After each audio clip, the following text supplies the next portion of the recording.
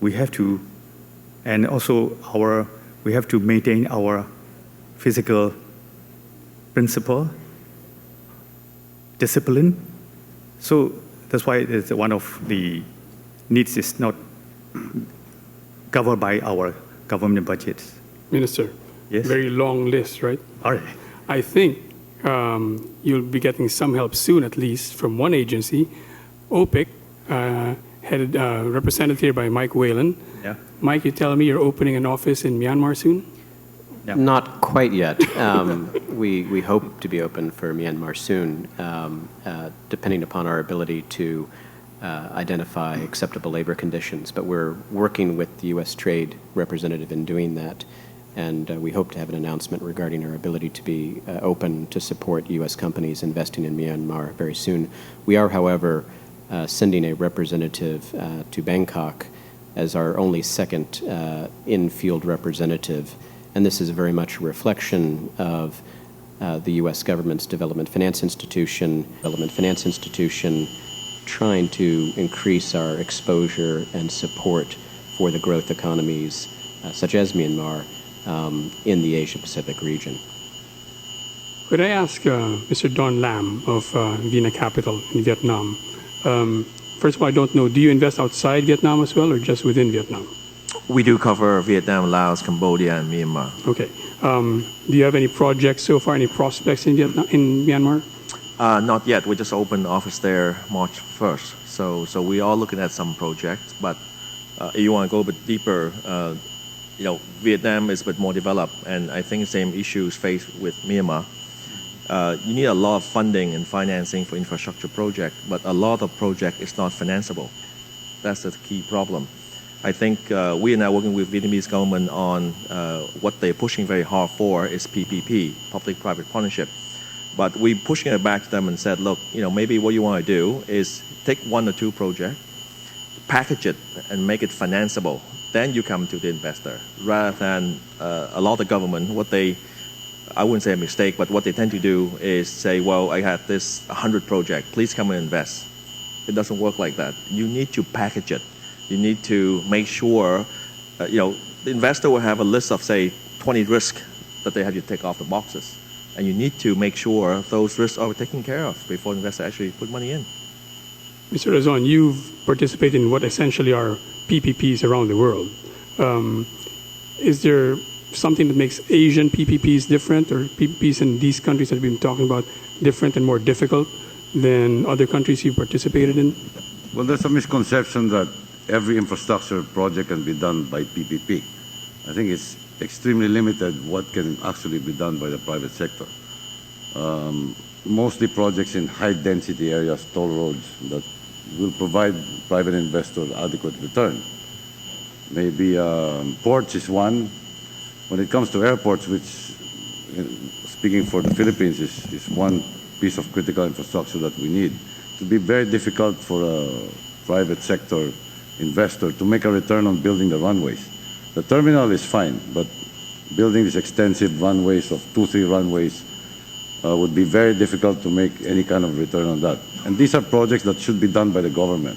Rural roads, tourist roads, smaller outlying airports.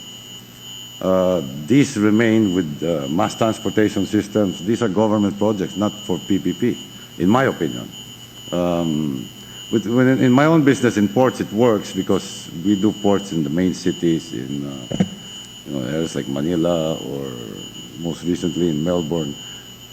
That's perfect for PPP, where it's a partnership, it's a concession, the government and the private sector share the revenues. But in places like Myanmar and in some aspects with the Philippines, Indonesia, PPP just won't work. When there's not a big enough market. It's not a big enough market, and for example, with rail systems or subways, for a private company to make back a return, you're going to have to charge a very high rate to the traveling public, and it will be a political issue. These are the sort of things that should stay with the government. Mr. Lam, when you said that some of these projects are not financeable, why are they not financeable? Well, some of the reasons we just talked about. Again, some infrastructure project, it got to be in the government's hand because it's not, you cannot make money on it. the IRR is just way too low. So therefore, from an investment perspective, it's not, the investor will not invest, the bank will not finance, so it's not financeable. So the ADB runs a $500 billion ASEAN infrastructure fund. Let's ask Stephen Groff how much of that has gone to Myanmar. Well, at the moment, Coco, none has gone to Myanmar. What? But of that fund. But we do have projects in Myanmar at the moment. In fact, we've just recently approved a power transmission rehabilitation program. We are working on some rural roads projects. We're working on a couple of other projects as well. But I think this conversation on PPPs is important because I think, and I agree entirely with Don and Ricky, that I think one of the misconceptions about PPPs is that the public sector often just thinks that the private sector is going to come and do it. And any infrastructure project has a public element to it. And either that is a public element in that the public sector has to finance it, or it's a public element because there's a tariff issue that's related to it, or there's a regulatory issue that's related to it, or there's some kind of risk sharing or risk mitigation that the government has to be supporting and putting in place. So I think this is the real challenge that we have in the region is how do we accelerate the kind of private investment that's necessary in order to reach the objectives, the economic objectives of ASEAN, but recognize the private sector is not going to come in and just, as Don says, take a list from the government and invest in all those projects that the government wants. It's a conversation, it's an exchange, it's mutual understanding about what the perceptions of risk are on the part of the private sector, what elements of that risk can be taken by the government or by other institutions such as our own. So there's a lot of different things that have to be put in place. Now, Johan de Villiers' company, ABB, builds power systems around the world. It's one of the top 2 or 3 in that sector. And we were talking earlier about how, when I asked you a question, you said what's more important really is partnerships. I think that speaks to this point here. Could you elaborate on that, Johan?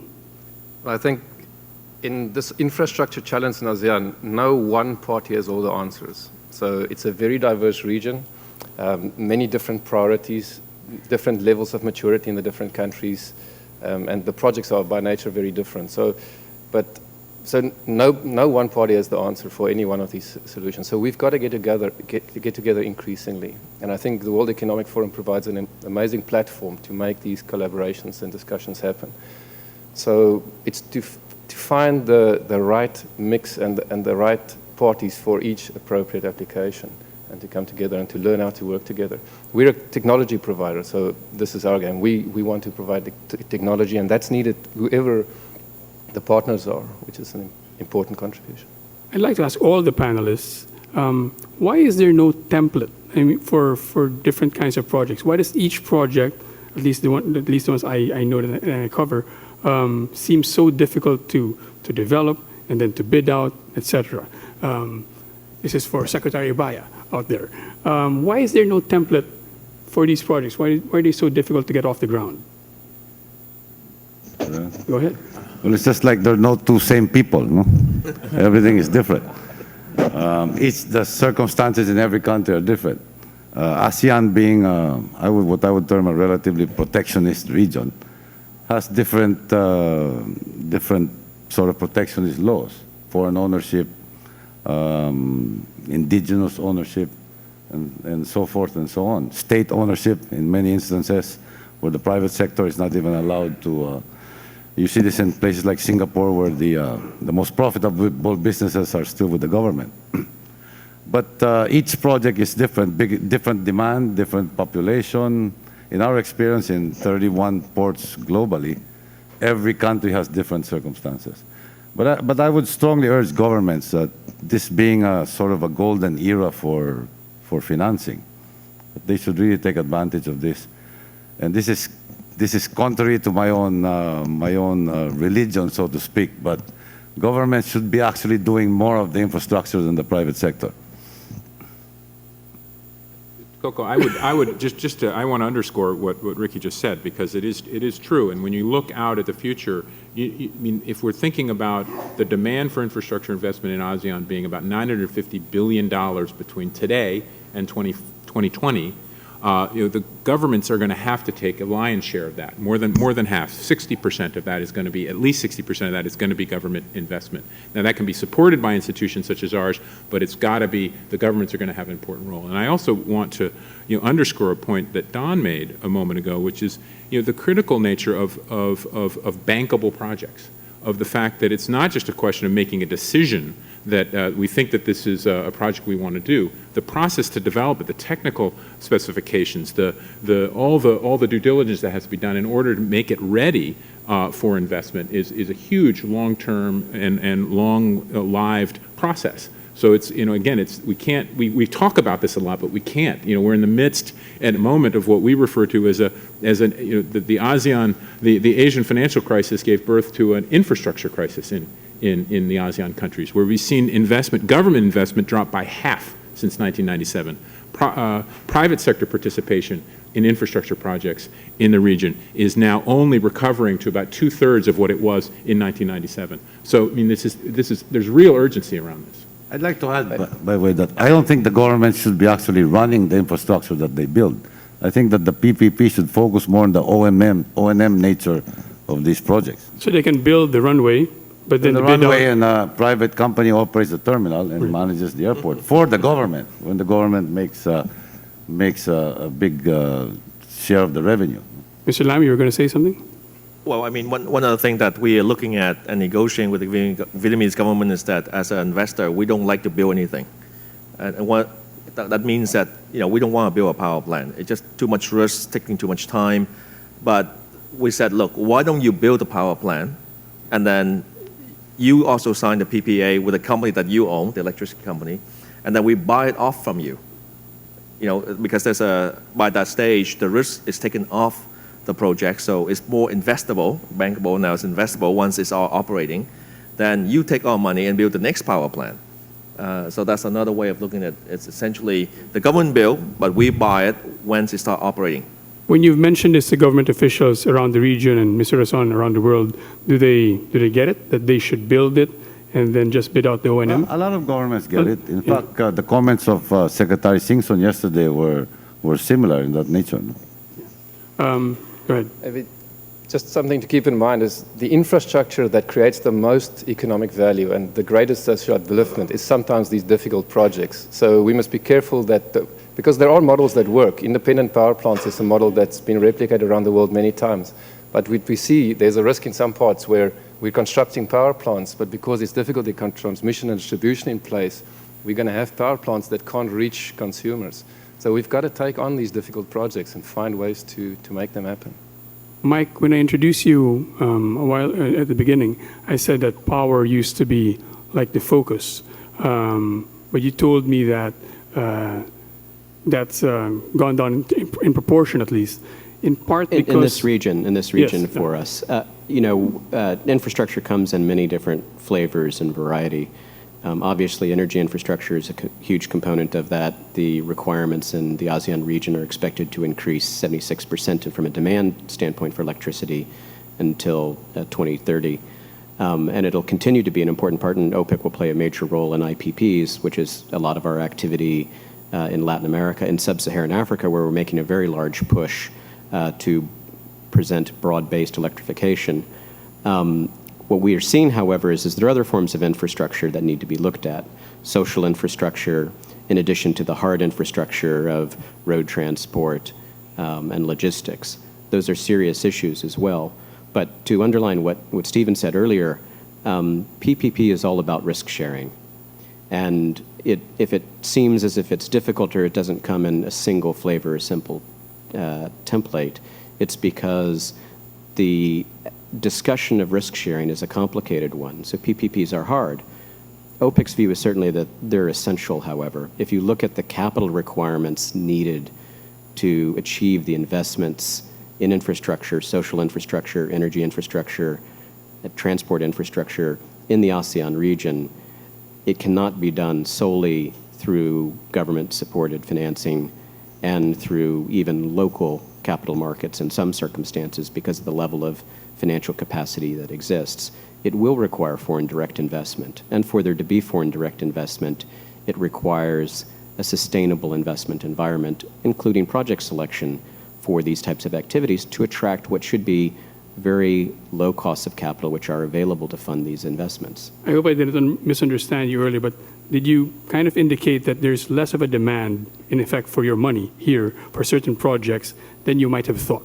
Well, I would express it this way, which is OPIC tries to be additional to private providers of capital. And where we see requirements for conventional energy, financing for conventional energy projects, we see a fairly robust model working, as has been mentioned, in an IPP structure, which is very successful. So if we're not required under those circumstances, we will not necessarily deploy our capital in that fashion. We're the patient capital, the lender of the last resort, who is able to support transactions which might not otherwise be able to get done. Having said that, where we've seen a lot of activity in the power sector has been in, for instance, clean energy. So we have increased our clean energy commitments 100-fold over the last 5 years. So we're seeing still a huge amount of power activity, but maybe different types of power generation activities than we might have done 10 years ago or 20 years ago. Minister, let me ask you, when you hear all this talk about financing, how does that relate to Myanmar's experience?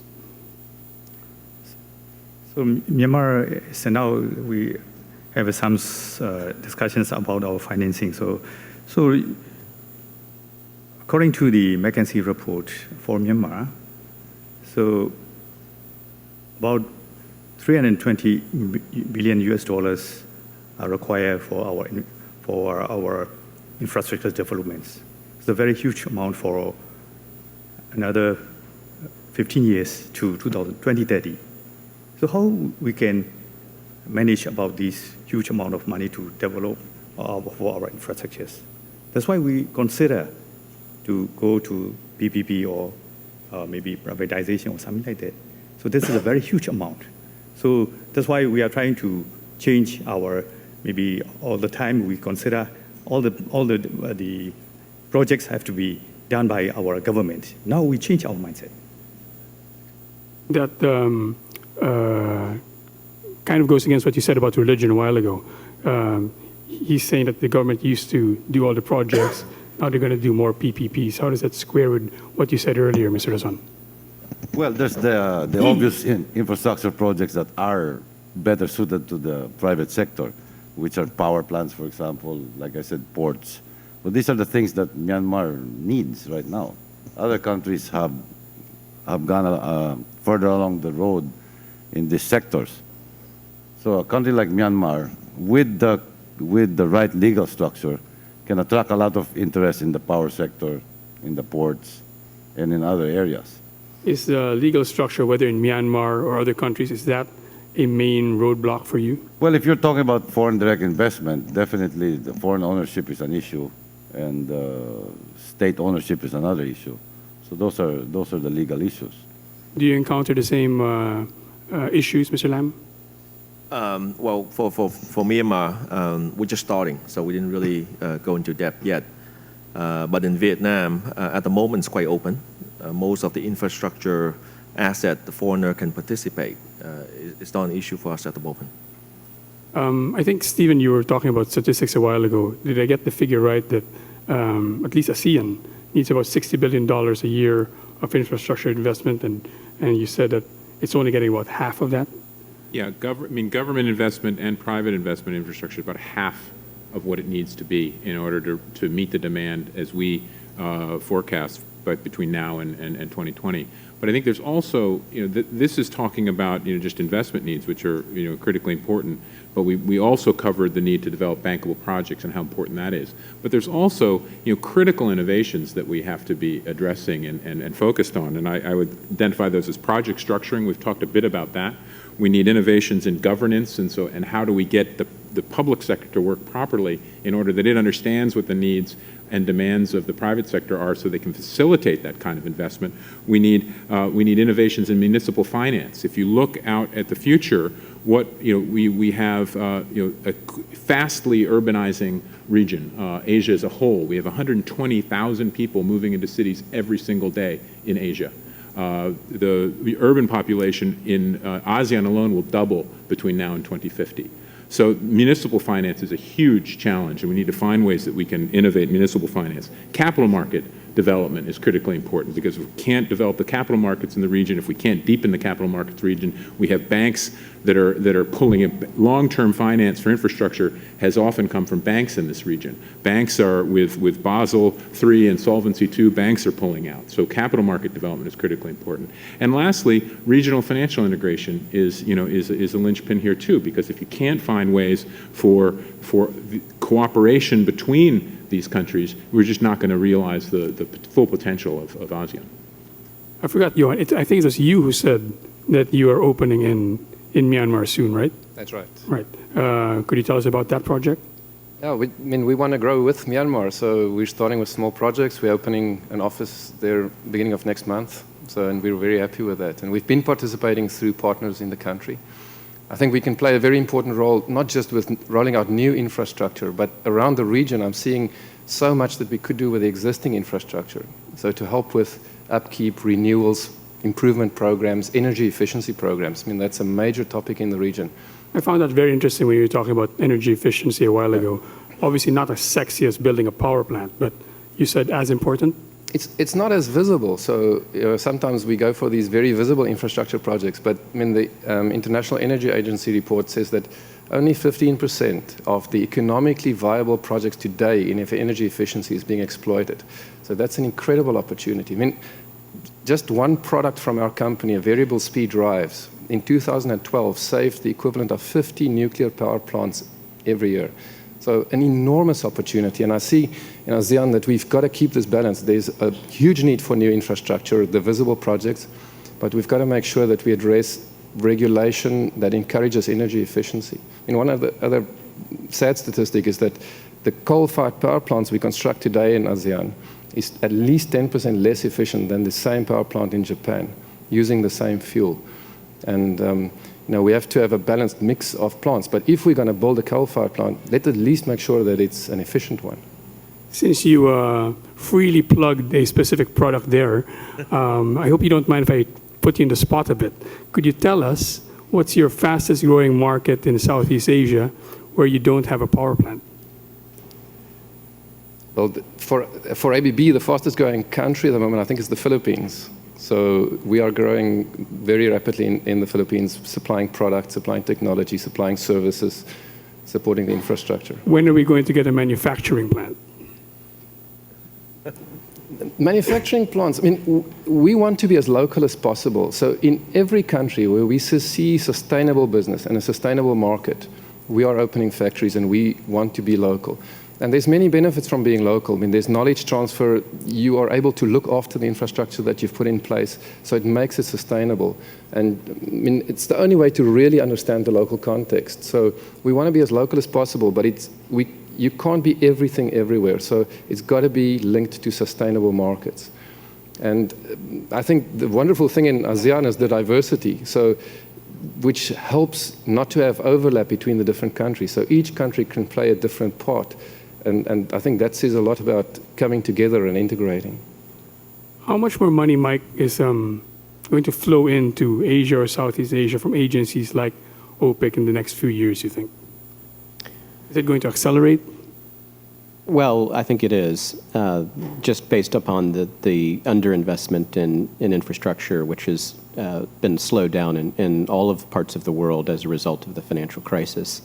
So I think we are going to see, obviously, strong multilateral presence already that exists in Asia, but I think that's going to continue to increase. What we're also seeing as well is going back to this question of creating the enabling infrastructure, we're seeing an opportunity to catch up a little bit in the private sector participation in comparison with other parts of the world.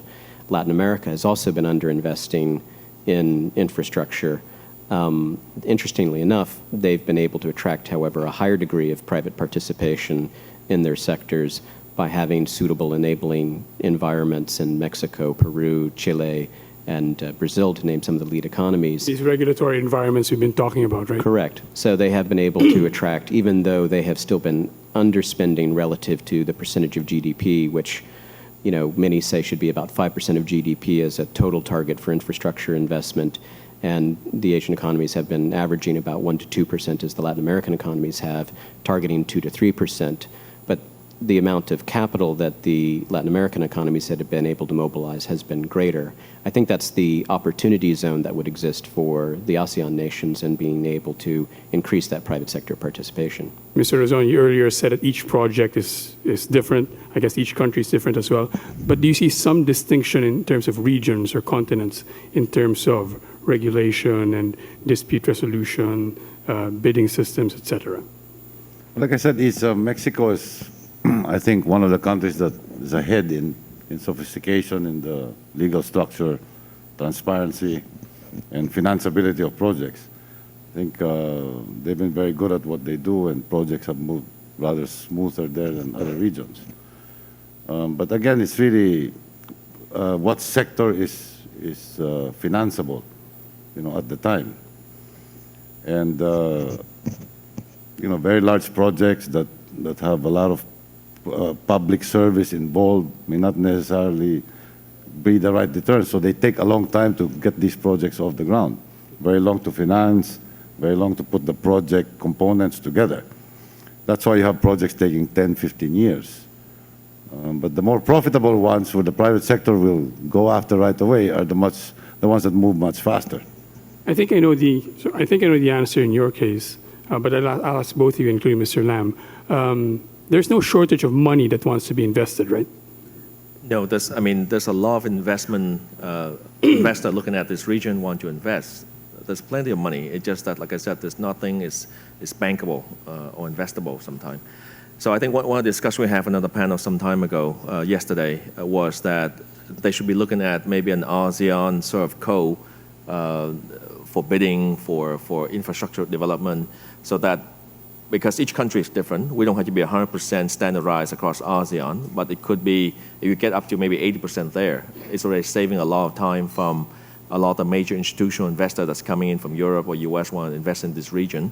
It saves them effort, make it easier for them to actually participate. So one way is for ASEAN to get together and make sure you have, this standard code. Before you answer that, let me just tell the audience, I'll have Stephen answer this, but we're ready for questions. If you have any, please just stand up or raise your hand, and somebody will come to you with a mic. Go ahead, Stephen. Yeah, just on that point briefly. I mean, Asia as a whole, but ASEAN as well, is a saving surplus region. There's large reserves in the region within the governments. These savings, these reserves are invested in low-yielding treasury securities in the U.S. and in the Eurozone. Because capital markets are not developed in this region, because there aren't alternatives to turn those reserves into productive assets. And so this is a critical challenge for the region, because you can take money that you're just sticking into treasury securities and otherwise find ways of mitigating and developing that and investing it in productive infrastructure in the region. And that's the critical challenge that I think the region really faces. And this is how you've seen infrastructure development happen in the developed countries of the world. So I guess the frustration is there's money to be invested. You yourself, Mr. Lam, said you want to invest more in Myanmar, but the structures aren't there to support that. Could I ask the minister, what's the main challenge in terms of getting the rules in place? So it's very important. So in our reform measures, the administrative reform measures is also very important. So innovation, and also we want to change our systems at the time. The most important thing is we have to fulfill our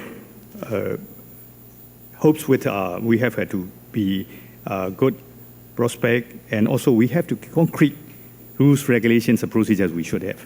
But sometimes our regulations are very outdated, so we have to review it, and also sometimes we have to amend, and sometimes we have to delete it, and sometimes we have to attach the new one. So rules and regulations is very important, but we have to get some assistance from international institutions, because sometimes we are away from the outside, so we want to get more knowledge. So that's why the rules and regulations is very important, and we want to get in line with the international best practices, but we need assistance from the international institutions. That's why. Johan, you don't bid directly for many of these projects. You supply the companies that bid for these projects, right? We have many different ways in which we supply into infrastructure. I mean, almost every part of economic infrastructure has electricity and our components behind. So when we talk about transmission and distribution, we often supply directly to utilities. When you talk about construction of power plants and so on, we supply to EPC companies, companies who take the overall project, the construction of that, and we supply the core components into that. Same in the renewable space. We have key technology, but not the overall project. What would be most helpful for companies like yours? What would be most helpful in terms of investing in ASEAN infrastructure or expanding ASEAN infrastructure? I think one of the things that's key is these compelling visions and plans for a country. Where do you want to go? And then making sure that the infrastructure plans fit in with that vision and make sure that that is clear and that that spans beyond political cycles, which is often very short. I mean, we talk about 30, 40, 50-year investments we're making.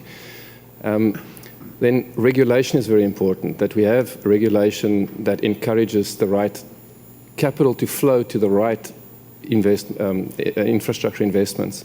And subsidies is a major issue. I mean, it's not subsidies per se, but it is to make sure that whatever we do encourages the right behavior and capital to flow to the right places. And I think in the region, in many parts of the region, subsidies are not helping us with that. And so the frustration for me is, you know, the money is there, and you also know the effect, the positive effect, if the money were invested. You were telling me a while ago you had some examples of how electricity changed certain communities. Yes, I mean, it's often not that visible for us because we don't often deal directly with the public. But yesterday morning we had a session on solar power, and Mr. Jim Ayala was there sharing some of the stories that just from the Philippines, and that touched my heart in a way because he talked about a school in a certain region, and that school consistently came last right at the bottom every year, and they had no access to electricity. Then with a small solar power plant, they provided electricity, powered up some computers, and within 2 years went to the top. And you think of the human capital that is not fully exploited in the region by not providing access to electricity. And a staggering fact to me is in ASEAN, 50% of households still cook with biomass. You know, so enormous numbers. So we have a very large task to make a difference in people's lives. He was talking about mothers giving birth by the light of a mobile phone, and infant mortality rates dramatically improving when electricity is provided. So we can make a great difference. Again, before you answer that, wait. Stephen, you answer that, and then we'll call on Noel. Again, I mean, just to second what Johan said, and I think it's really critically important because we all too often, you know, in this region, in the world, we see vested interest masquerading as national interest. And we need to do much better at distinguishing between those two things.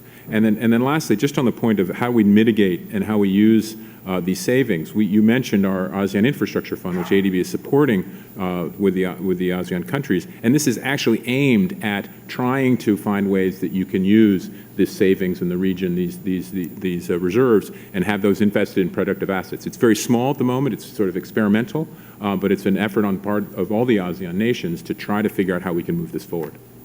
Mr. Razon, both here and abroad, how do you navigate or negotiate with these governments who use vested interests masquerading as national interest? Well, that happens all over the place. We do business in Africa, Latin America, Asia, and that's part of the landscape, so to speak. And I'd say India, for example, is a very difficult place where you experience a lot of these type of things. You know. As an investor, are there countries, I'm not going to ask you to name them, are there countries you write off because you figured out it's just too difficult to invest there? Well, with us, we try to stick it out and be able to operate in any environment. I mean, we stuck it out in Syria for years, no? Until finally having to pull the plug. But there are a few, actually, that even us avoid. Noel, please introduce yourself and tell us who you want to ask that question of. Noel Bonan from KPMG. My question is addressed to Stephen. Stephen, about the ASEAN Infrastructure Fund. Now, clearly, the private sector, when they get into infrastructure projects, have different goals. That you mentioned bankability. In the case of the ASEAN Infrastructure Fund, which is directed to governments, clearly governments have a different mindset when going to infrastructure projects, which is public service. Several questions about the ASEAN Infrastructure Fund. What would be the main criteria for a country to access the infrastructure fund?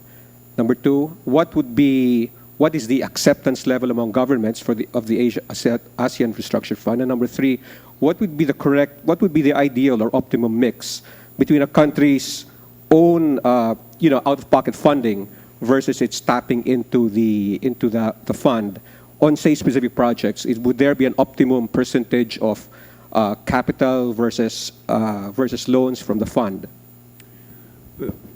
Thank you. It's a great question, and to the last part about optimal mix, I think go back to Ricky's point that walang kambal. There are no twins here as far as these individual investments are concerned. So it really depends on the individual project. It depends on the circumstances around which that investment is being made. The acceptance of the fund itself is very high. The governments are quite keen and very, very supportive of this initiative. But again, it's very small. It's about $485 million at the moment. All of the member countries have made contributions to the fund. ADB has put $150 million into it, and really we're starting with supporting smaller projects or taking small slices of bigger projects in order to test this idea and get a track record in which we could use then to go to the capital markets directly and raise bonds and get more funding.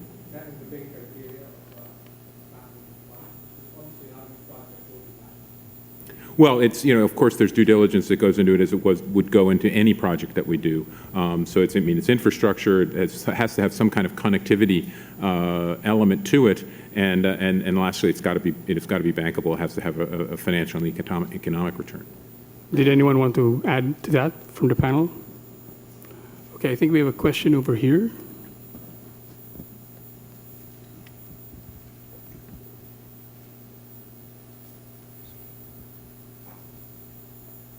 Astrid Tuminas from Microsoft. I'd like to address a question really to anyone who'd like to answer this. So when I think about accelerating ASEAN infrastructure, I think about Singapore, whose infrastructure can compete with the best out there, whether it's the airport or an integrated petrochemical industry, water, etc. So if there are any lessons to be drawn from that, and I understand there are differences among countries, but if you think about a case study, we do have a pretty clear-cut case study. So what would you say if there's one thing maybe that really is salient from that story of one city-state that did the infrastructure thing correctly? What would you say? Thank you. Whom were you asking that of? Maybe Stephen could begin. Stephen again. The next question cannot go to Stephen. Yeah. I won't say any more. But I think again it goes back to the list that I put out earlier. It goes back to good project structuring, good governance and understanding and communication between the public and the private sectors. It goes to municipal finance. It goes to deeper capital markets, and it goes to just general dependency. I mean, Singapore is dependent on the region. It exists as a small city-state within a bigger region, and so they of any ASEAN country understand that the incredible necessity of interconnectivity.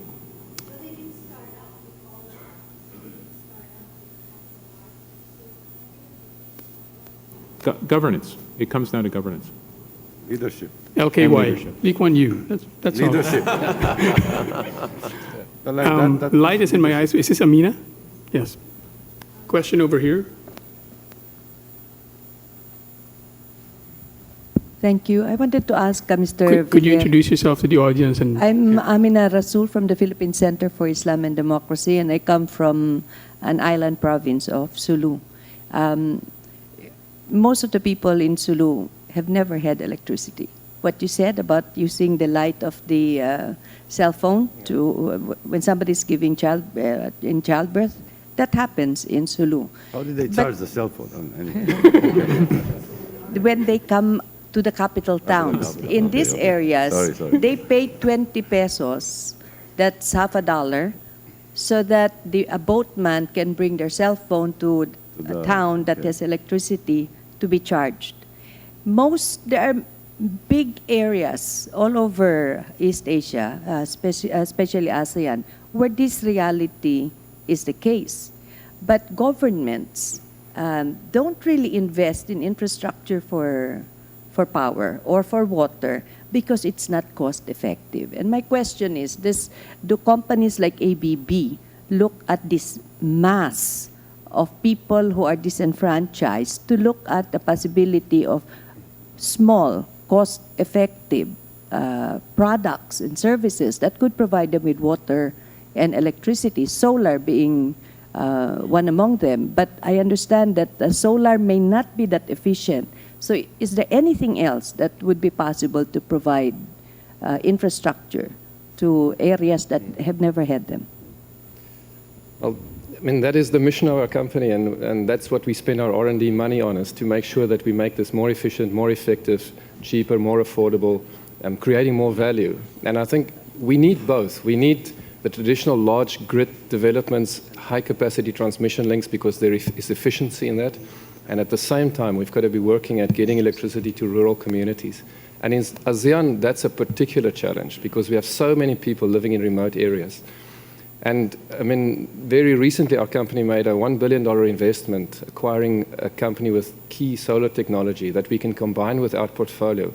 And one of the things that would do is it would help us with key technology to support exactly the sort of smaller scale microgrids, electricity provision into remote areas, so that you don't have to wait until the grid reaches there. And eventually you can still integrate that with the grid and get the benefit of efficiency. But again, as I said, we must make sure that it's not that cheap, you know, for other unfriendly technologies to not help us bring electricity, you know, kerosene subsidies and things like that, to make sure that there's a reward for investing in electricity and sustainable power supplies in these communities. Mr. Razon, correct me if I'm wrong, were you thinking when you asked that question, why hasn't someone created a small enough genset that they don't need to transport? I was just wondering if they have the cell phone light, how did they charge the cell phone if there was no electricity? Why no one's seen the opportunity to put a cell phone charging station? Actually, electricity, I think, is on its own will probably develop on its own, solve itself, because companies who are in the power generation and power distribution business do make money. And that, I guess that sector is probably attracting the most investments of all sectors. Also But the most political attention. Also. But that's what you were saying, Mr. Villiers, about subsidies and that kind of thing.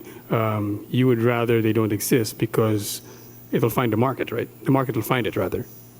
I don't know, that's the answer to everything. I mean, there's regulation needed, because you can imagine that if you start with a few homes connected to a solar power source, and when in a village, you know, that immediately creates demand. And as this scales up, who will then eventually run that infrastructure? And does the regulation allow for an entrepreneur to come and run that infrastructure, which, I mean, the maintenance needs, and because there's no fuel that is supplied, you go and install this once, and the maintenance needs is totally different from a normal utility.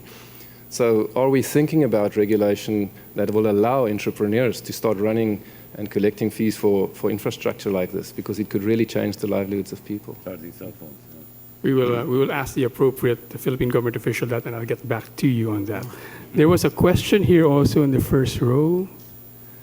Could you please introduce yourself and tell us whom you want to ask? Purab Surem from Mongolia. There are some initiative to create a new bank, ASEAN Infrastructure Bank. There are some nations invited to be the founding members, some not, I think. There's a question on Mr. Grove. Again, is there some coordination to avoid overlap between ADB or some new bank, or it's a challenge for you? I said the next question couldn't go to Stephen. Before you answer that, Stephen, could I ask if there's another question, and then we could perhaps ask them together?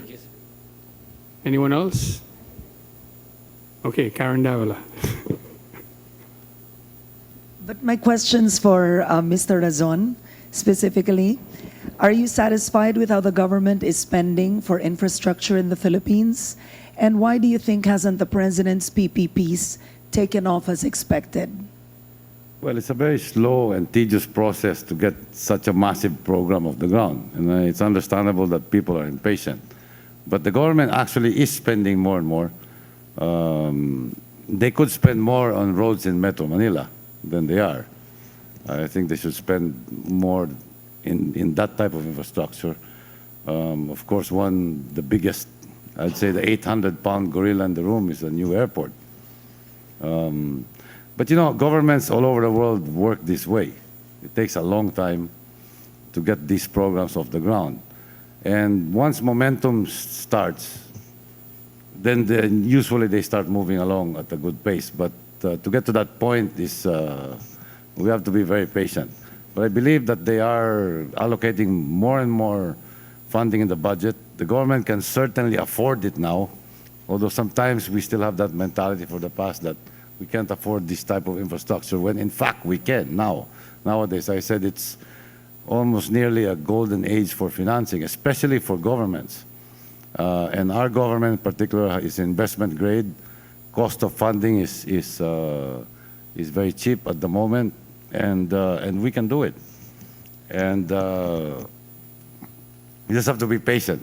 Governments take time. Okay, so we veer away a bit from the Philippines. Stephen, could you answer that question about the...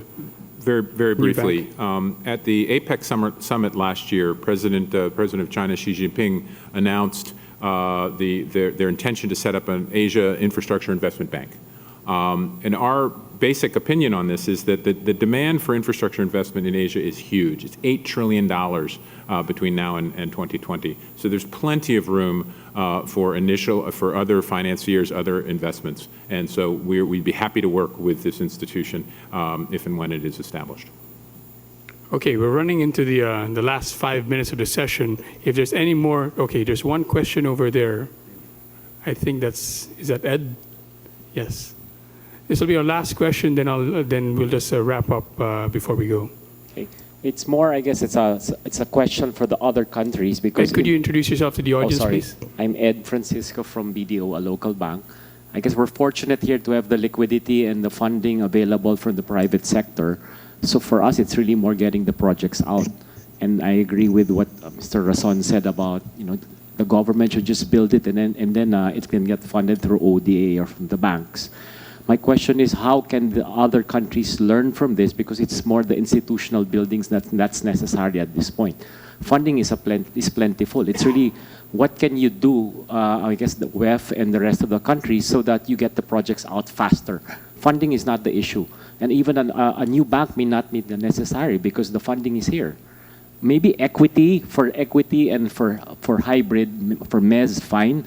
For the senior secured, it's all available. Thank you. Was that the questions directed at someone specifically, Ed? I guess for the other countries, or so that they could, how can we help each other? No? Yeah. Funding? Could I ask Mr. Lam? No, I didn't really hear the question, but in terms of we're talking about how quickly get the funding out and so on and so forth. One of the things that Vietnam do a lot of now is just privatize the infrastructure asset. So that's the quickest way for the government to get the money in and then use that money for the new infrastructure project. How many % of those end up in a dispute? I'm sorry? How many % of those end up in some kind of dispute? Dispute? Yes. Rival bidders disputing each other? Not many so far. So you find that the bidding was structured properly? I believe so. Because we did participate on a number of these. Water treatment plant, power plant, they do privatize. And then, I mean, now we even negotiate with one province where we said, look, what if you privatize that water treatment plant, you're using our money, and then you expand into another project, or let us expand on the existing plant. So that's one way for them to quickly get the money and do some other things. Okay, so let me, as we wrap up, let me ask each of the panelists for just a 1-minute comment. Let me begin with the minister. Minister, from the discussion today, it seems like the money is there. The problem is the regulations aren't. Yeah. How quickly do you think Myanmar can act on those kinds of concerns? Very good questions, because we have lesson learned from others is very important for us, because sometimes we have to reluctant to do rapidly, because we would like to see what's the problems or what's the experience for the others. But anyway, now we are trying, today I got so many lessons from all the past events.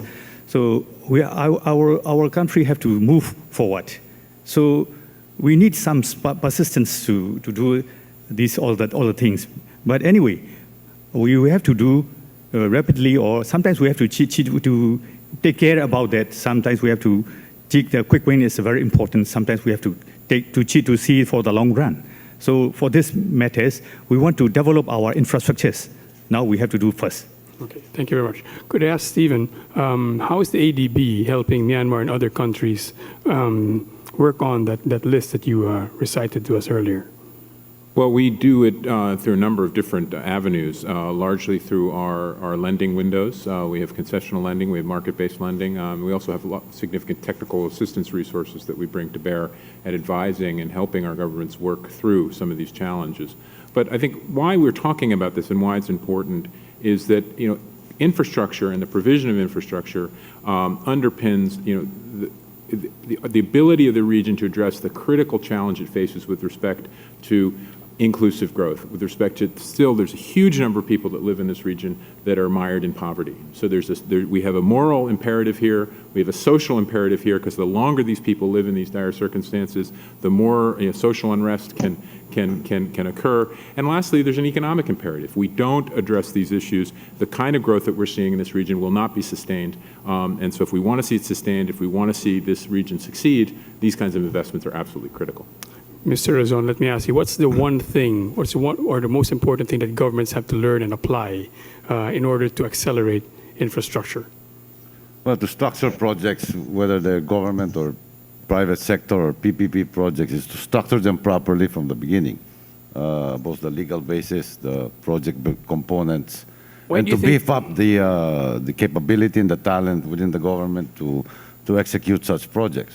Is that the main difficulty, that there's not enough capability, they don't have enough experience yet in crafting these? I think the government, aside from, because that's part of infrastructure as well, is capability. And government needs to invest in their project capability, whether it's execution, whether it's project review, decision-making on what projects are priority, financing of the projects. I mean, this all involve capabilities and human resources, and which is a key component of infrastructure in the government in itself. Mr. Lam, what would make it easier for investors such as yourself to invest in infrastructure projects in the region? I think the thing that make it easier is again, the government should look at not giving us 100 projects, but just focus on a few key ones and just make sure it's bankable. It's like you're packaging a product. So that once a product is packaged nicely, all wrapped up, then you can bring the investor in. It's more bankable. Mr. de Villiers, as a supplier, what would make the ASEAN infrastructure expansion more profitable and more efficient for you? I'm not sure it's a question of what we take from it. I mean, we want to create value in this, and I think I'm impressed with. I mean, there's an enormous opportunity to make a difference in this region, and we want to do that. And I think there's a sense of urgency that is clear. We need to do this quickly. So we know what to do. Technology is available. We heard that finance is available. So, I mean, we have to act with courage and with conviction. And so balance the amount of time spent discussing and talking and taking action, the specific action. And maybe one last point is that we need to do this sustainably, because we are leaving a legacy for the future generations. And the way in which we invest in the infrastructure projects we choose today is either going to hold our future generations back, or it's going to accelerate them in their growth path. Could you give us an illustration of how much you spend or what you do in terms of R&D in order to develop new technologies or more affordable technologies? Well, we have a global program of R&D, spending literally billions of dollars in R&D, collaborating with universities right around the world in every aspect of infrastructure investment. And that's our commitment to continue to do that. That is the DNA of our company. And finally, Mr. Whalen, for agencies such as yourself, what would make it easier for you to be able to help places like ASEAN develop their infrastructure? Well, nobody makes it easy for us. That's not our mission. But I think what we're hearing in the audience and on the panel is the tension that exists between getting it done fast and getting it done right. And getting it done right takes a lot of effort to be able to do it in a fashion which is repeatable and sustainable. But certainly for OPIC and for any other official agency, be it ADB or be it the potential of the Asian Infrastructure Bank, it's very important when we're thinking about this to make sure we're doing it in a fashion which have safeguards in place for local communities, for the environment, and for workers who work on these projects.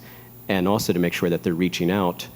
Singapore is a fantastic model, but the problems of Singapore as a relatively compact island are different than the problems of an archipelago such as the Philippines or Indonesia. So we exist at a golden age of financing. We existed in a golden age of innovation in terms of where we do have technologies that can create the networks that can go out to these communities. And that's another thing that we have to keep in mind as well. Ladies and gentlemen of the audience, please help me in thanking our wonderful panel today. And thank you for joining us, and thank you to our audience for joining us. My name is Coco Alquas from ABS-CBN Corporation here at the World Economic Forum in East Asia. Thanks for watching.